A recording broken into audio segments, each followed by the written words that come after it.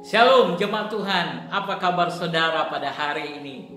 Kembali bersama saya Pendeta David Mariapan di tempat favorit saya. Sudah lama saya tidak berada di tempat ini untuk memberkati saudara. Hari ini saya kembali di tempat ini untuk bisa memberkati Bapak Ibu Saudara-saudara yang terkasih. Bagaimana selama 3 hari ini kita belajar tentang kematian. Kita belajar tentang kematian. Apa kata firman Tuhan tentang kematian, Bapak Ibu Saudara-saudara yang terkasih? Suatu pelajaran yang mungkin kurang begitu tenar, kurang begitu terkenal untuk kita pelajari. Tapi penting sekali bagi kita untuk memahami tentang kematian ini. Hari ini saya akan melanjutkan firman Tuhan dari Matius pasal 8, mulai dari ayat 18 sampai ayat yang ke-22. Matius pasal 8 ayat 18 sampai ayat yang ke-22. Firman Tuhan katakan, saya akan bacakan bagi saudara. Ketika Yesus melihat orang banyak mengelilinginya, ia menyuruh bertolak ke seberang. Lalu datanglah seorang ahli Taurat dan berkata kepadanya, "Guru, aku akan mengikut engkau kemana saja engkau pergi."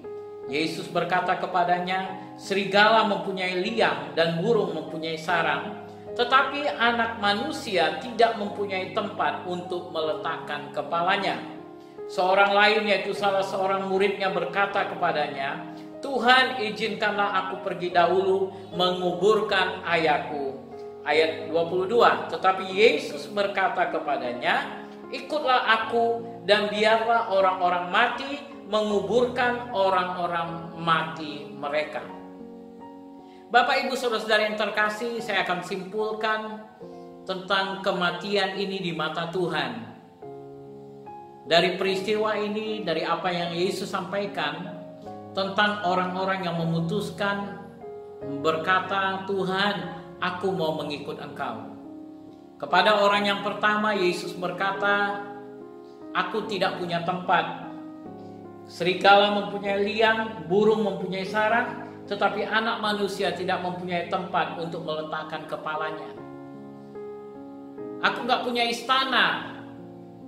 Aku gak punya tempat untuk kalian bisa bermalam." Dan kedua, orang yang berkata, "Tuhan, izinkan aku mengikut engkau, tapi izinkanlah aku pergi dahulu menguburkan ayahku." Tapi Yesus berkata kepadanya, "Ikutlah aku dan biarlah orang-orang mati menguburkan orang-orang mati mereka." Apa yang dimaksud firman Tuhan di sini? Bahwa Yesus tidak tertarik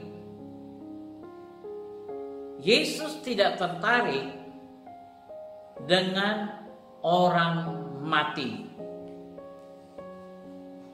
Ketika berbicara tentang tidak tertarik dengan orang mati, kita jangan salah pengertian di sini. Dari kata-kata yang disampaikan Yesus, biarlah orang-orang mati menguburkan orang-orang mati mereka. Karena kita perlu pahami apa yang terjadi sesudah orang mengikut Yesus. Sesudah orang-orang mengikut Yesus, sesudah engkau dipindahkan dari kerajaan gelap kepada kerajaan terang, maka hidupmu menjadi milik Yesus. Dan kalau hidupmu sudah menjadi milik Yesus, engkau hidup maupun tubuhmu mati, engkau milik Yesus. Saat engkau mengikut Yesus, engkau tidak lagi mengalami kematian. Engkau hanya mengalami perpindahan tempat.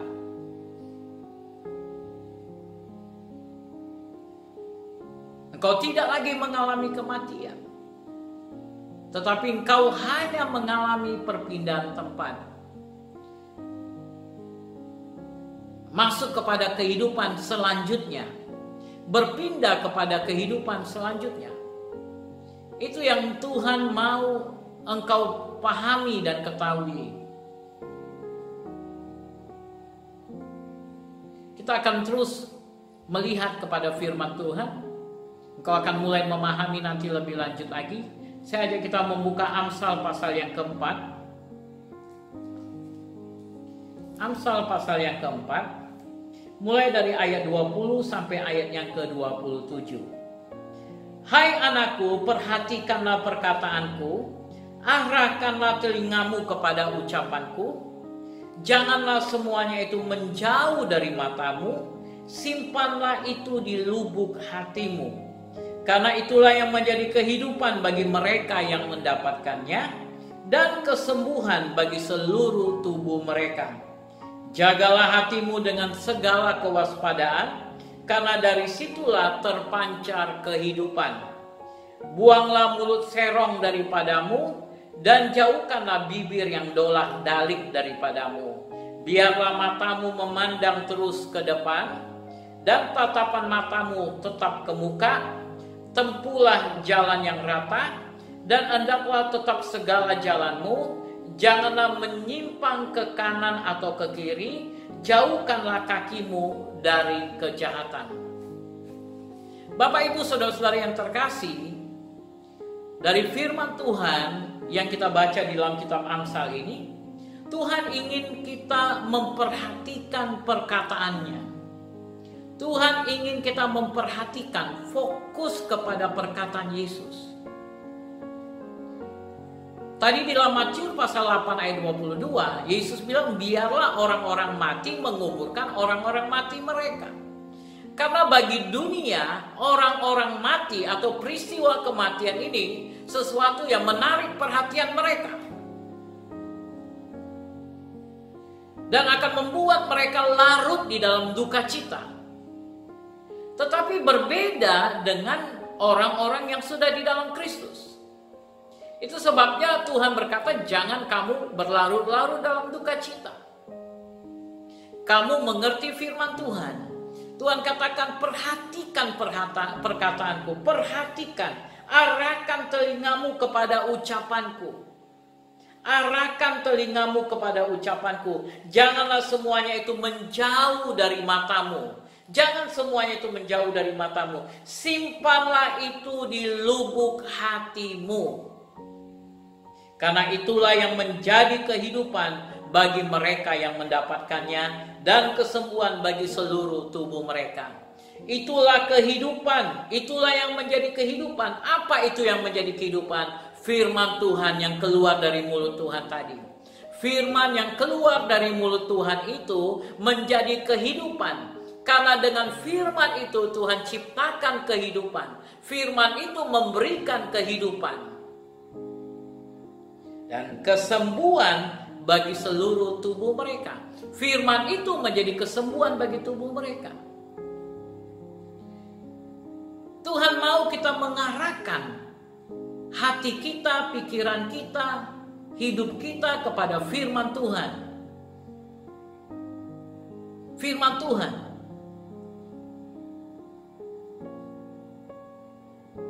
Agar matamu memandang terus ke depan. Jangan kau terhenti karena kematian-kematian yang terjadi di sekitarmu. Tapi terus matamu memandang ke depan, dan tatapan matamu tetap ke muka. Karena life must going on. Hidup itu harus terus berlanjut. Dan ada visi yang Tuhan berikan bagi orang-orang percaya. Ketika engkau ditetapkan untuk menjadi pengikut Yesus, engkau dipilih, engkau dipanggil Tuhan, ada visi yang diberikan Tuhan kepadamu. Engkau hidup memiliki masa depan. Dan masa depan itu adalah untuk melakukan rencana Tuhan. Ada fokus yang kau harus arahkan. Matamu terus memandang. Tatapan matamu tetap ke muka. Tatapan matamu tetap ke muka. Jangan sampai kau menoleh ke kiri dan ke kanan. Tempuhlah jalan yang rata, dan hendaklah tetap segala jalanmu. Dan hendaklah tetap segala jalanmu. Janganlah menyimpang ke kanan atau ke kiri. Jauhkanlah kakimu dari kejahatan. Jangan menyimpang ke kanan dan ke kiri. Tetap pandanganmu ke depan. Tetap arahkan matamu ke depan. Untuk melihat rencana yang indah yang Tuhan telah sediakan bagi engkau. Masa depan yang indah yang Tuhan telah sediakan bagi engkau. Hari depan yang penuh harapan yang Tuhan telah sediakan bagi engkau. Hari depan itu bukan di bumi, Bapak Ibu. Hari depan itu di surga. Masa depan yang Tuhan maksud adalah di surga. Dan hari ini apa yang kau peroleh, apa yang kau terima adalah sebagai pelengkap bagi engkau. Hari ini kalau Tuhan memberkati engkau, itu merupakan fasilitas-fasilitas yang membuat engkau menikmati pekerjaan yang Tuhan berikan kepada engkau. Tuhan berikan kepadamu rumah supaya engkau bisa bernaung, beristirahat dengan tenang. Tuhan berikan engkau uang supaya engkau bisa menikmati makanan, engkau bisa menikmati minuman yang bergizi, yang sehat, yang kuat, sehingga engkau terus bisa mengerjakan visi yang Tuhan berikan. Jangan sampai semua berkat-berkat ini mengalihkan engkau daripada fokus yang sebenarnya. Fokus yang sebenarnya adalah surga. Fokus yang sebenarnya kerajaan surga. Fokus yang sebenarnya Yesus yang berada di dalam kerajaan surga itu. Itulah yang menjadi fokus kita. Kristuslah yang menjadi fokus bagi kehidupan orang-orang percaya. Dan apa yang Kristus mau untuk kita kerjakan di muka bumi ini haruslah menjadi fokus kehidupan kita. Rencana Tuhan itu harus terjadi. Makanya firman Tuhan katakan, datanglah kerajaanmu, jadilah kehendakmu di bumi seperti di surga. Di dalam Matius 6 ayat 33 Yesus katakan, carilah dahulu kerajaan Allah dan kebenarannya. Artinya engkau arahkan matamu kepada Yesus. Engkau arahkan pikiranmu kepada Yesus. Pandanganmu senantiasa kepada Yesus. Maka apapun yang terjadi di sekitarmu, pandanganmu tetap terarah kepada Dia. Tetap terarah kepada Dia.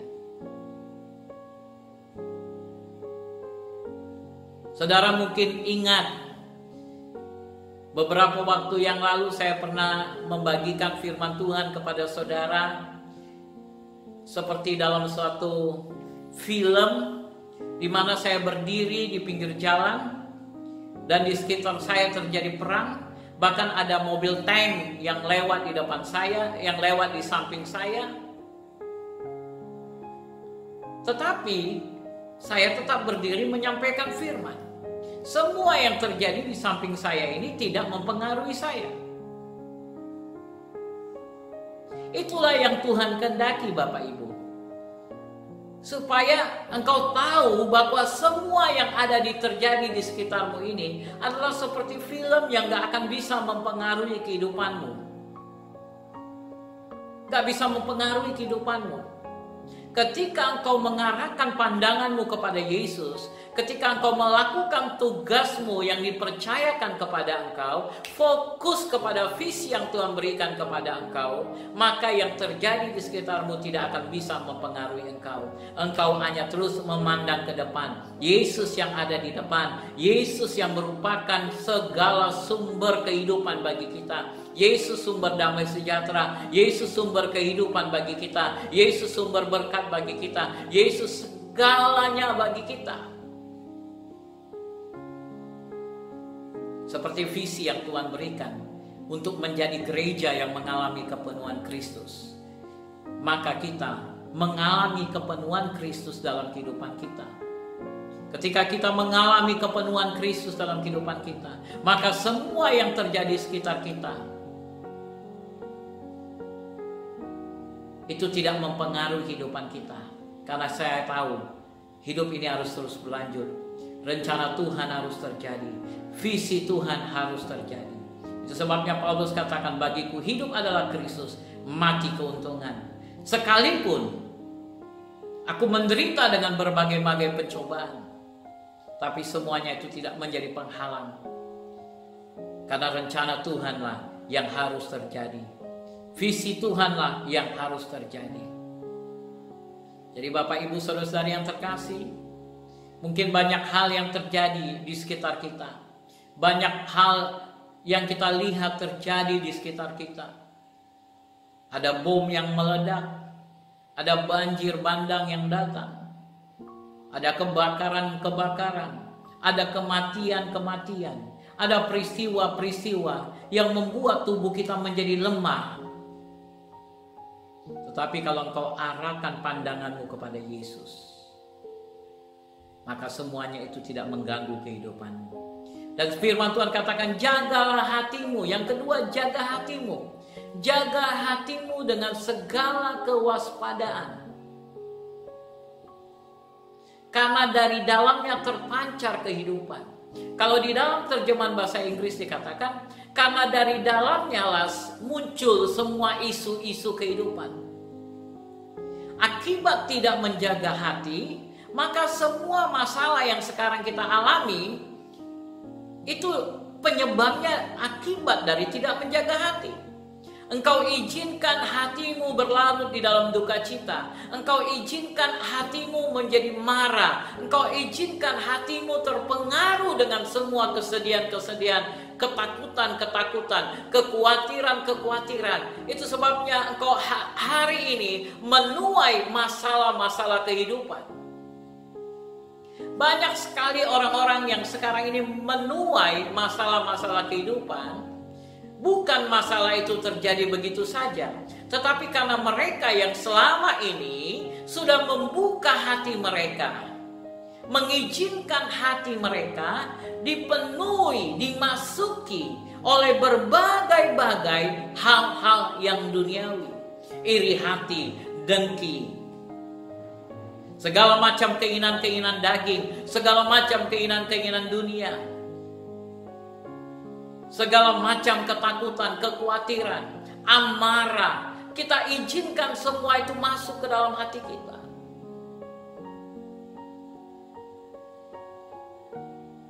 Sama seperti kandungan, yaitu pada awalnya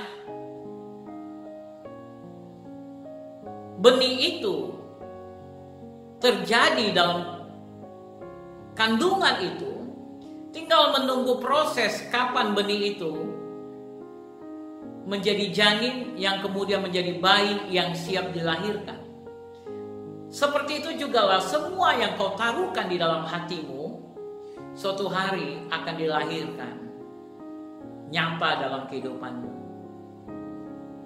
Itu sebabnya jangan kau izin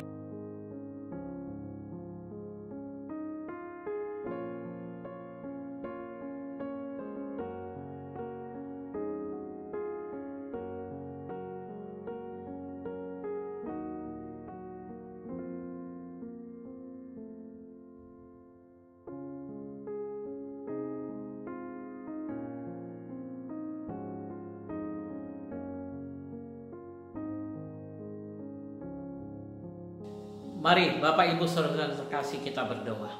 Bapak, aku berdoa untuk setiap anak-anak-Mu yang mendengarkan firman-Mu pada hari ini. Biarlah pada hari ini kami belajar untuk mengarahkan pandangan kami, fokus kami hanya kepada Kristus saja. Kristuslah yang menjadi fokus dalam kehidupan kami. Firman Tuhanlah yang menjadi fokus dalam kehidupan kami. Perkataan-perkataan Kristuslah yang tetap tinggal dalam hati kami. Dan biarlah kami menjaga hati kami dengan segala kewaspadaan. Kami tidak izinkan iri hati, ketakutan, kekhawatiran, kesedihan untuk tinggal dalam hidup kami. Tapi menjadikan firman Tuhan menjadi rema dalam kehidupan kami. Menuruti perkataan firman Tuhan. Dan mengarahkan pandangan dan hati kami senantiasa kepada Kristus saja. Berkati setiap anak-anak-Mu yang sudah mendengarkan firman-Mu pada hari ini. Dimanapun mereka berada, mereka yang butuh kelepasan, biarlah Engkau berikan kelepasan. Mereka yang butuh mujizat, biarlah terjadi mujizat. Mereka yang butuh kesembuhan, diberkati dalam nama Yesus. Dan biarlah usaha mereka, pekerjaan mereka, semuanya diberkati sepanjang hari ini, sehingga besok kami boleh bersama-sama berkumpul di dalam rumah Tuhan, meninggikan, mengagungkan nama Tuhan, dan membawa persembahan kami untuk sebagai persembahan syukur kepada Tuhan. Terima kasih Bapa. Di dalam nama Yesus kami sudah berdoa. Amin. Amin. Kiranya Tuhan memberkati saudara. Stay safe. Jesus bless you. Shalom.